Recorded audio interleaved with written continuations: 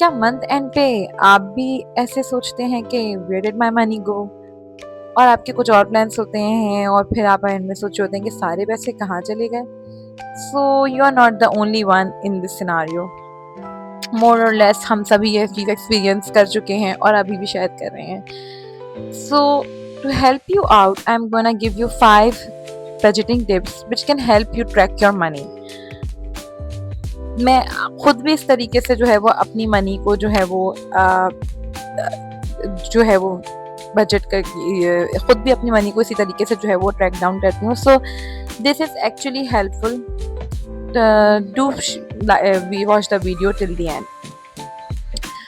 सबसे पहली चीज़ जो होती है हमारी वो होनी चाहिए कि हम जो हमारी टोटल इनकम है आप उसमें से हमेशा अपनी सेविंग्स वाला जो पार्ट है उसको डिवाइड करें। Even if you are not earning और आपको कोई पॉकेट मनी मिलती है, whether be it from your father or your husband, even ये चीज़ सिर्फ इसलिए नहीं है कि आप अगर अपने घर को मैनेज कर रहे हैं तब नहीं, अगर आप अपने स्टूडेंट हैं और अभी भी आपको पॉकेट मनी में, even then you should separate some percentage of your income, your pocket money for the investment, whether be it minimal amount, चाहे वो बिल्कुल ही जो है वो 500 या 1000 ही रुपीज़ क्यों ना हो, but do separate that amount, it's very important.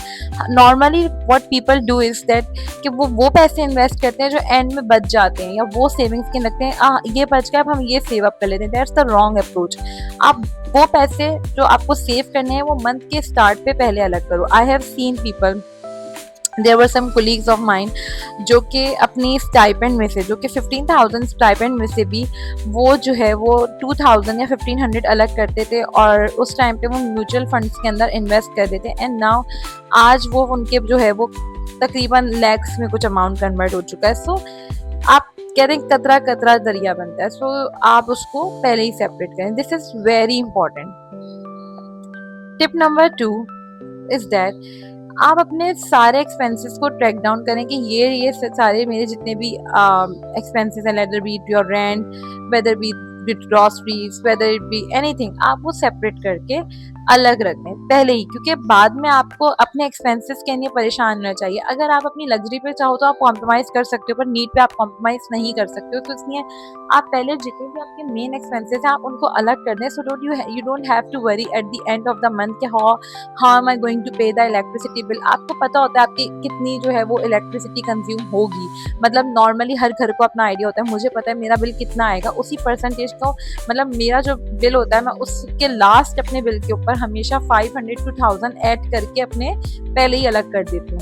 So that I know कि मेरा बिल तो इतना आएगा या इसकी अराउंड ही आएगा, तो मैं उसके हिसाब से, नॉर्मली ऐसा होता है वो कम ही आ रहा होता है, सो वो मेरे पास ही एक्स्ट्रा मनी होती है तो मैं उसको फिर कहीं और यूटिलाइज कर लेती हूँ। So do that, this is something very important.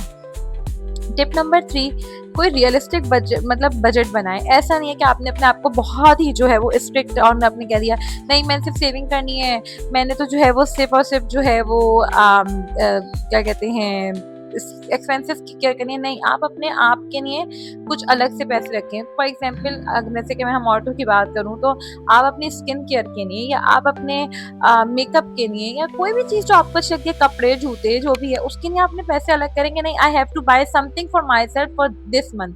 अगर आपको अपने बच्चों के लिए खरीदना पसंद है तो आप उनके लिए अलग करेंगे, लेकिन आप एक अपने स्पेंडिंग के लिए कि नहीं ये तो सिर्फ मेरे ऊपर जानी है चीज़, ये एक्सपेंस जाना है, उसके लिए अलग करें। दैट वुड मोटिवेट यू कि हाँ नहीं मुझे अगले महीने अब ये लेना है, मैंने अपने अगले महीने लेना है। आप इसको अपने बिल्कुल एक रियलिस्टिकली जो है वो उसको अपने आप पे भी करें। आप अगर टाइटन रहेंगे कि नहीं बस मैंने जो है वो सिर्फ घर का इसका सबका ख्याल रखना है, then you are going to feel कि मुझे तो कुछ फायदा होता ही नहीं है। So don't do that with yourself. Always separate some amount of money for your expenditures, for your own personal needs.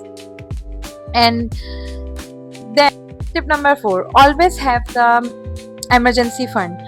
It's okay अगर आप हर महीने उस इमरजेंसी फंड में पैसे नहीं डाल सकते, इट्स कम्प्लीटली फाइन, बट आप एटलीस्ट ऑल्टरनेटिव मंथ्स के अंदर जो है वो अपने जो इमरजेंसी फंड के अंदर है उसके लिए आप कुछ पैसे डाला करें, वेदर बी 3000, 4000, 1500 इवन, क्योंकि कभी कभी ऐसा होता है कि हम बहुत ज़्यादा, ऑब्वियसली हम we don't get sick on daily basis ना, लेकिन कुछ मंथ्स ऐसे आते हैं कि आप बीमार हो जाते हैं and then you go to doctor fees are approximately 3000 somewhere 1500 2000, so it obviously it varies. तो आप जिस तरह से भी बीमार हो, आप डॉक्टर फीसेस जाओगे, मेडिसिन होंगी, तो वो उस मंथ आपके ऊपर एक बर्डन क्रिएट हो जाता है। सो why don't we keep an emergency fund? We should always keep an emergency fund for this kind of thing कि आप बीमार हो गए या कोई भी emergency expense आ गया, so you can take money from that fund. So always keep an emergency fund and do allocate some amount from your income for that fund. अगर आप हर मंथ नहीं कर सकते that is completely fine, मगर आप alternate months के अंदर लाजमी तौर पर ये करें। मैंने इसीलिए थर्ड पे ये नहीं बोला था कि इमरजेंसी फंड, क्योंकि बहुत सारे लोग बोलेंगे लो हमारे पास तो बचेंगे ही नहीं, तो आप अपने ऊपर इन्वेस्ट करें बिल्कुल, और उसके बाद जो है वो अपनी इमरजेंसी फंड के अंदर रखें, लेकिन always save for the rainy days, because we never know कि क्या हो जाए। अल्लाह सबको अपने हिफ्ज़ ईमान में रखे, मगर हमें नहीं पता होता कि कब कौन सी परेशानी हमारा इंतज़ार कर रही है। So always have an emergency fund. And the last tip, आप अपने जो है वो कभी वंस इन अ मंथ या फिर ट्वाइस इन अ मंथ बैठें और अपनी बैंक स्टेटमेंट को देखें, अपने एक्सपेंसेस को लिखा करें। ये बहुत लोग जो है वो समझते हैं कि बहुत ही कोई फजूल सी हरकत है, टिपिकल हरकत है, but no, it's not a typical thing.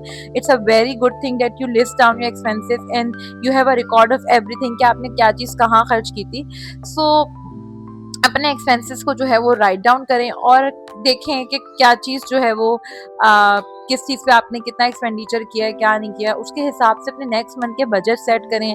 अपनी जो है वो की बैंक स्टेटमेंट वगैरह है तो वो निकालें, वरना अगर आप मैनुअली लिखते हैं, if you are student and if you are someone who gets a pocket money, then आप अपनी नोट डाउन जो करते हैं उसको देखें, उसके आपने कहाँ पे क्या क्या स्पेंड किया है अमाउंट को।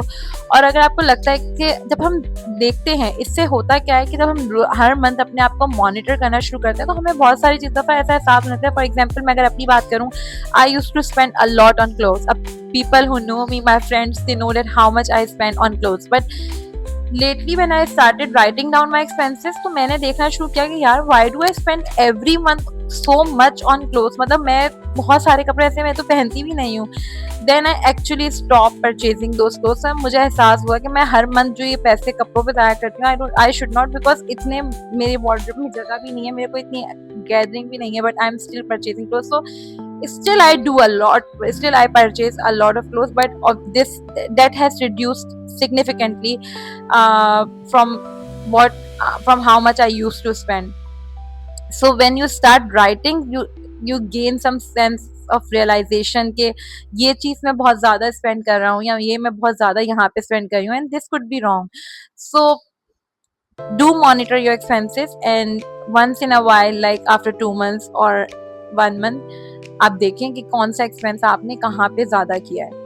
सो this is it. If you adopt this 5 habits only, इंशाल्लाह you will not be like at the end of the month कि मेरे पैसे कहाँ गए हैं। So started from the next month, September is around, और आपके बहुत जल्दी जो है वो हमारे 10 डेज हैं या 9-11 डेज के बाद हमारा सितंबर स्टार्ट हो जाएगा। So do follow this tips and you will actually be happy.